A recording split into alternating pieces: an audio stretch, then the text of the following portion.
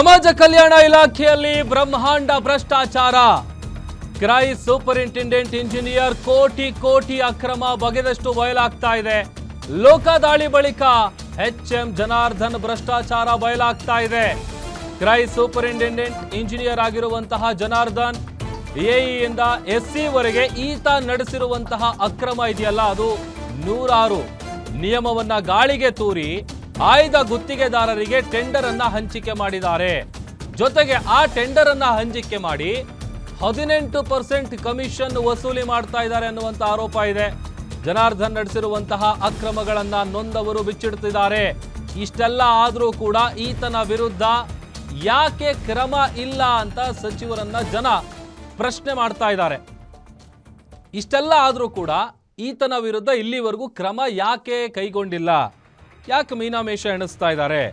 CRY superintendent engineer HM Janardhan ಅಕ್ರಮಗಳು ಬಗೆದಷ್ಟು ಜಾಸ್ತಿ ಆಗ್ತಾ ಇದೆ, ಬಗೆದಷ್ಟು ಬೆಳಕಿಗೆ ಬರ್ತಾ ಇದೆ ಅಕ್ರಮಗಳು. ಕಳೆದ ವಾರವಷ್ಟೇ ಲೋಕಾಯುಕ್ತ ಕರ್ನಾಟಕದಲ್ಲಿ 4 ಸರ್ಕಾರಿ ಅಧಿಕಾರಿಗಳ ಆದಾಯವನ್ನ ಮೀರಿ ಏನು ಆಸ್ತಿ ಮಾಡಿದ್ದಾರೆ ಅನ್ನುವಂಥ ಹಿನ್ನೆಲೆಯಲ್ಲಿ ರೇಡ್ ಅನ್ನ ಮಾಡಿದ್ರು.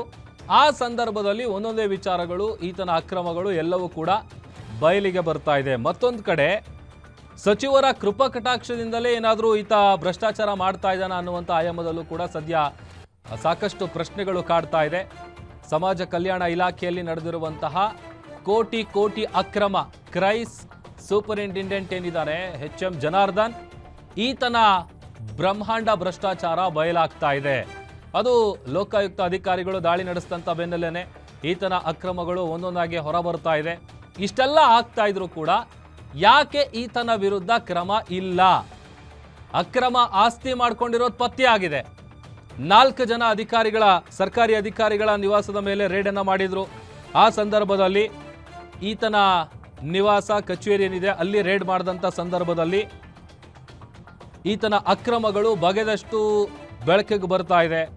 ಸರ್ಕಾರ ಒಂದ್ ಕಡೆ ಸೈಲೆಂಟ್ ಆಗಿದೆ. ಇದು ಸಾಕಷ್ಟು ಅನುಮಾನಕ್ಕೆ ಕಾರಣ ಆಗ್ತಾ ಇರೋದು.